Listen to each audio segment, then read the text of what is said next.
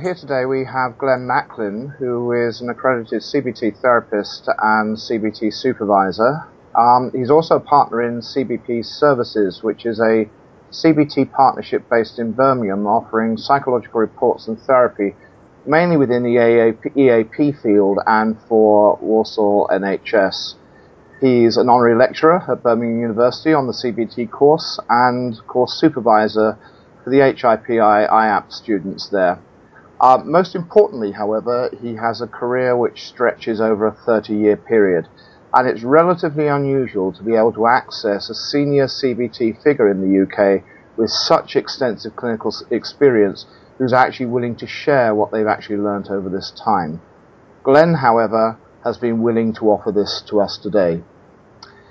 He's put together for us 5 key points which he feels that he has learnt over this particular period, and which we're going to be exploring together during the course of this interview. Welcome, Glen. Hello, Paul. Hi. Hi. Thanks very much for coming along today. I just really wanted to open up some of the key learning issues that you wanted to raise with the listeners to this particular podcast, and to say a little bit about, I guess, how you sort of arrived at these and also why you think they're important. And I know that one of the first things that you want to actually emphasize is the importance of therapists having a model which is evidence-based. And I just wonder if you could say a little bit about that and what that means and also why it's important to you. Okay. I guess over the course of my time in working in mental health, that seeing and coming across CBT, but also social learning theory, which was my first background, first training, the effectiveness of something that is based on evidence. And I guess what I mean by evidence is that which has been studied. It's about human behavior. It's about trying to answer the why question, why people do what they do, and looking at a wide range of studies. So it isn't just sort of a theory that's a theory of mind or an idea. It's been out, it's been tested, and from that then gaining best ways to bring about change for people. So I think the evidence base is absolutely crucial to an effective therapy.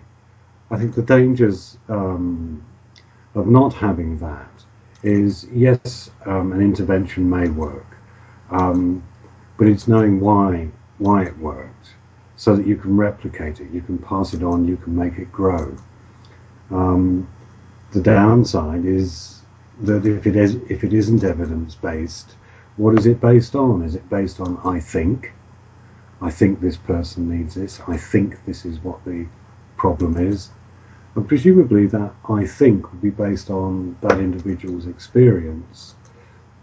But I think in my own experience, it also tends to be based on that person's view of what a problem is. So, for example, back in my days with working in mental handicap, as it was called then, one would come across people's ideas of what they thought was best for an individual, which is not the same as what is actually best for that individual. Right. Okay, so one of the suggestions here is the idea that we don't actually know whether what we think works is actually either working or working for the reasons that we think it is. Is that correct? That's right. That's right. And because the evidence base gives you a roadmap. It gives you a starting point about what we know, rather than what we think we know about a specific problem or difficulty. You can go back to the journals, the articles. You can discover what others have done and why it's worked. If it's just based on I think, then the danger is, I think, in the past has been very much the loudest voice in the room tended to win the day, and then that would become an intervention. Then when it didn't work, it would change again, and or the individual was blamed for not working in a certain way. Right. Okay. I can see the value of what you're saying there. If I can just move on to the second key lesson that you feel that you've gained over your 30 years, is the second point that you've raised about you think it's very important how we communicate our CBT ideas both to each other and to our clients is from your perspective of absolute paramount importance. Is that so? Absolutely. Certainly my experience of working with young offenders in the unit I worked in was a behavioural unit. It was a national unit set up by the government, and its principles were based on behaviour theory and social learning theory. And I think what made that effective then was the fact that all the staff were trained, and so trying to put into place behavioural programs, everybody understood the jargon, if you like, and the point. Even so, there were still times when we wouldn't necessarily communicate that well.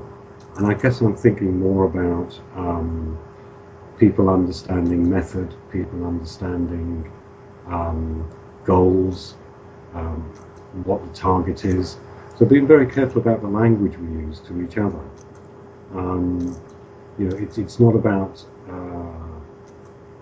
who knows the most jargon, who can outspeak one another, but also in terms of feedback, and that not everybody will have the same level of understanding.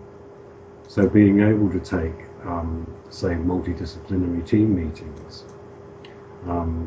where there might be a social worker, there might be parents, there might be a psychiatrist involved, that our language is communicated in such a way that everybody can understand what it is. So I'm not suggesting that it's about dumbing down what we're saying, but just being very careful that it's relevant to the audience,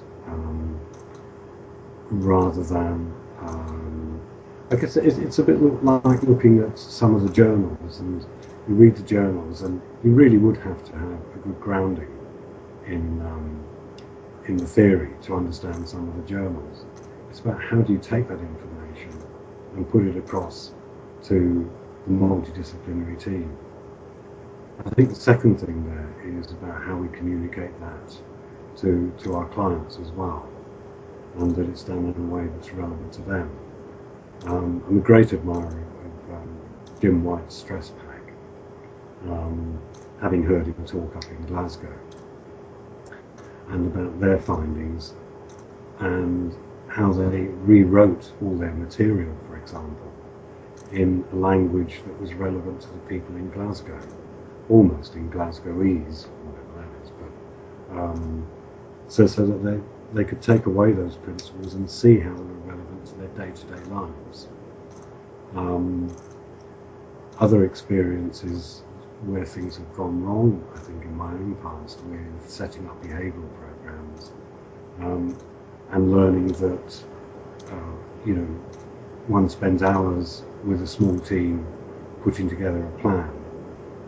If you don't communicate that plan to the rest of the team, including the wider team, so other people involved with this young person, then they can go badly wrong, or people just don't understand, and they won't, not deliberately sabotage it, but not apply it, because they go back to relying on their I don't think this will work, I think this. So it's really important to get across. So the language that's used is absolutely fundamental. Oh, absolutely. And also, by using lots of illustration, putting up the formulation, being able to explain why we might be doing, for example, a chaining program, and that why it's important to reinforce, say, the first part of the chain, so that the young person keeps engaged in the program, rather than try this sort of scattergun approach, which we know doesn't work. They just fail badly, because then you have too many people pulling in too many different directions. It's confusing for the staff, and it's confusing for the client as well. Okay, that's a very, I think, important lesson for us all to grasp, really, about the importance of language. I'd like to move on to your third point, which is about how you say it. You feel it's important to treat CBT as a broad church. Again, can you say a little bit about what you mean by that? I suppose it's been interesting watching the BABCP grow, for example. When I first started, there was no C in BABCP. The role of cognitions and all of the wealth of material out there means that it's important that CBT continues to develop. So finding things like mindfulness, acceptance and commitment therapy, they're all based on the same theory. It's about, and that, I think, allows us to have more approaches, more strings to our bow to help a wider range of people. But each of those broader churches feeding back into evidence-based about why these things work.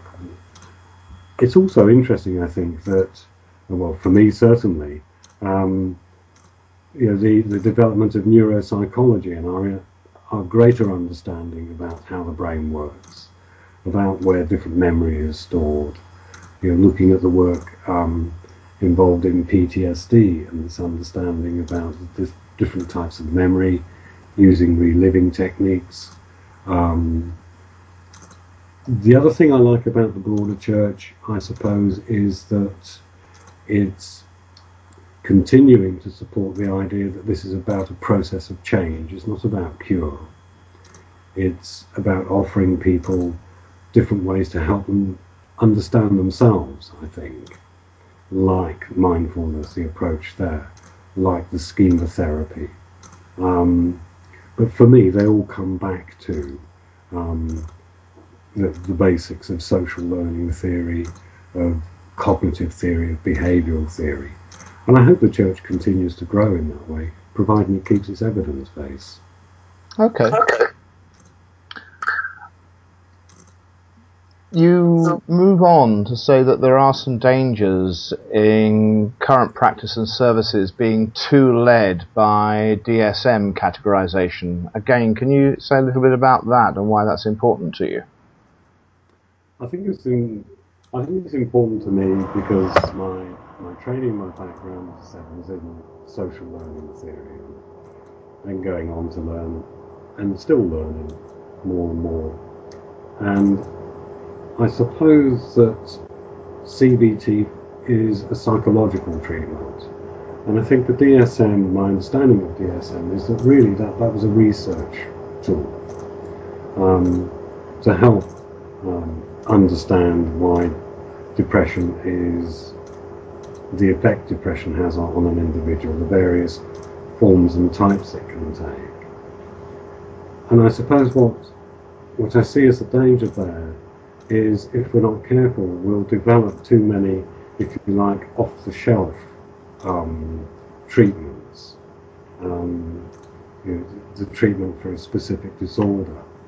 When, if you look at more sort of transdiagnostic approaches, it's the transdiagnostic idea that, well, it's all about process, it's about interpretation, it's about attribution. It's about what a person learns from an experience, how it forms up beliefs and expectations. And I think that the DSM will, although it's good for research, doesn't necessarily directly translate into that individual sat in front of you. where all the guidelines state that you have to carry out an assessment before intervention, and that assessment should be formulation driven. If we go too far, I think, down following just a DSM model, then I think that will restrict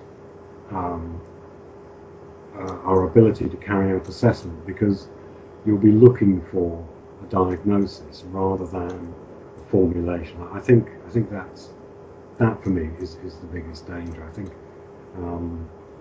that off-the-shelf models give us a guideline, and I think that again that comes back to what CBT is. It provides a framework. It provides an evidence-based framework to help us try and answer the why question. Why does this person behave, act, think in this way? And once you can understand that, then you can make sense of it. If you just pull off a model for OCD, does that? I think the danger is that can almost blinker, looking for other things that maintain the problem. You're trying to follow the model rather than listen to the person and form a more generic formulation, and then go to the evidence, then go to the relevant models.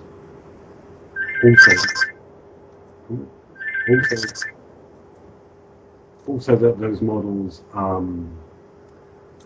whilst that they have their uses, that there's no doubt about that, it also comes back to my other point about then being able to translate that to somebody, to a person who doesn't have our knowledge.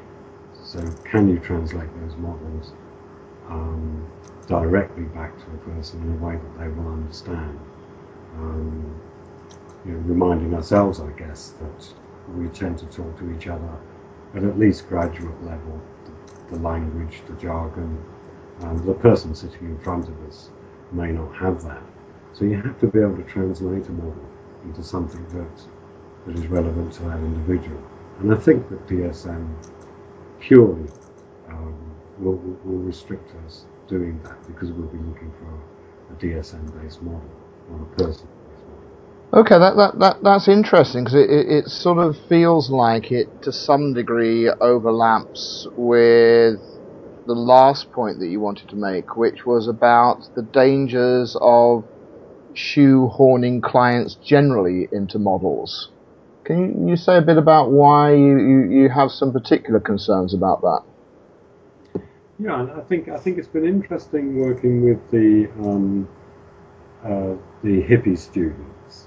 They come from a wide background. They have previous training in psychology, in mental health, in counselling, and I would say that every group I've taken so far,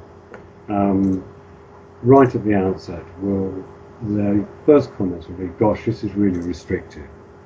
How am I going to get this person to fit into this model?" And I think a lot of the supervision then is about, again, relating back to the last point. This is a model. This is a pathway to help us understand. Most people will follow this pattern, and that's where the model has come from. I think for the students, for the trainees, it makes them very anxious about their therapy, that they try to get too much in. They try to work too fast, and then they get confused when people say things that they then can't place into a specific model. So it creates anxiety for them. And I think the danger is, again, relating to the last point, attending to process, attending to the why question, making sense of things, rather than, okay, this person is depressed. What they tend to end up saying, I suppose that comes from the DSM approach, Mr. Smith has got depression, Mr. Smith has got low self-esteem, and trying to I suppose, impress upon the students that if we change our language a little bit and say to ourselves, no, Mr. Smith has not got low self-esteem, you can't catch it. Mr. Smith has, Mr. Smith's self-esteem would appear to be low, and then go and assess that, to use the appropriate tools, to use interview techniques to find out, rather than, right, I'll pull down a model for low self-esteem and I'll run with that.